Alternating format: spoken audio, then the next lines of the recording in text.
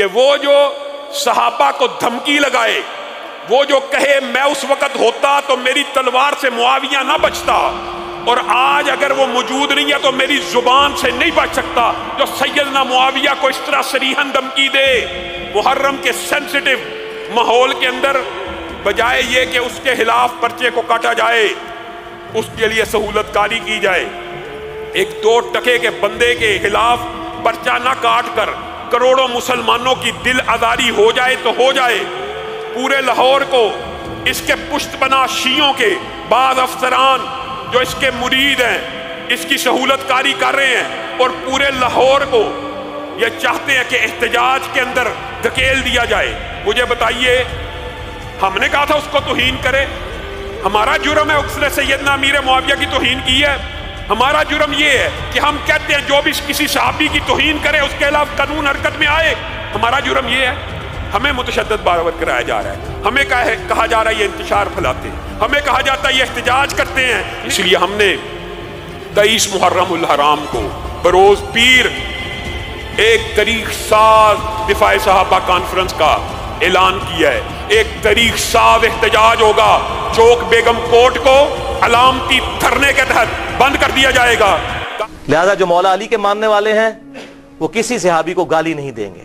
ہاں جو بنو امیہ کے ماننے والے ہیں تو یہ بدعت انہوں نے ہی شروع کی تھی, تو وہ ان کے ماننے والے ہیں, ٹھیک ہے, وہ اپنی نسبت ان کے ساتھ قائم رکھیں.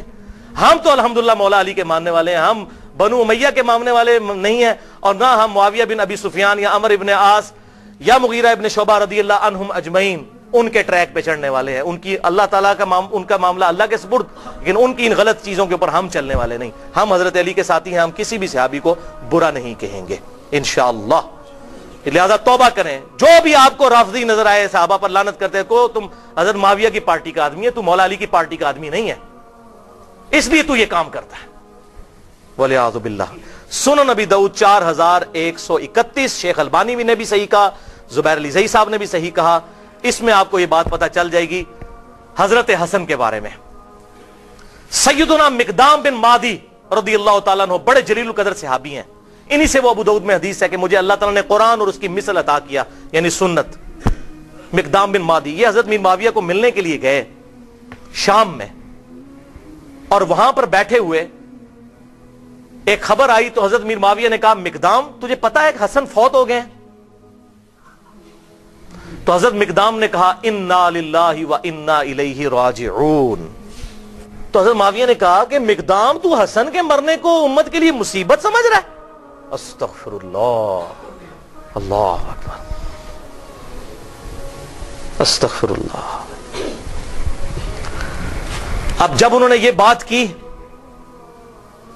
تو انہوں نے کہا میں حسن کی وفات کو مصیبت کیوں نہ سمجھوں, میں نے خود دیکھا حضور صلی اللہ علیہ وسلم دائیں طرف حسن کو بٹھاتے تھے اور بائیں طرف حسین کو, اور کہتے تھے حسن مجھ سے ہے, حسین علی سے ہے, اور تو کہہ رہا معاویہ کہ میں حسن کی وفات کو مصیبت شمار نہ کروں.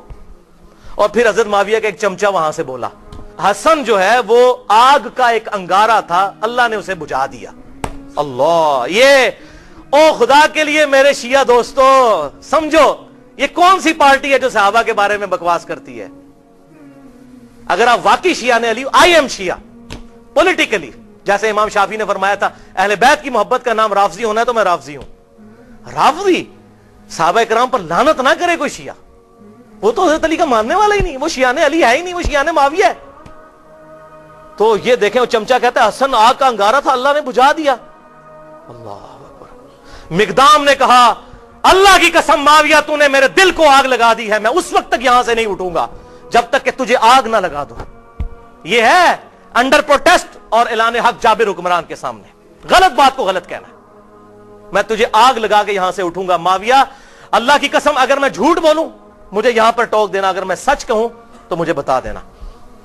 سن معاویہ, میں تجھے اللہ کی قسم دے کے پوچھتا ہوں, کیا رسول اللہ نہیں فرمایا تھا کہ سونا مرد کے لیے حرام ہے؟ حضرت معاویہ نے کہا ہاں کہا تھا. اللہ کی قسم دے کر پوچھتا ہوں, کیا حضور صلی اللہ علیہ وسلم نے مرد کے لیے ریشم کو حرام نہیں فرمایا؟ کہا کہا تھا.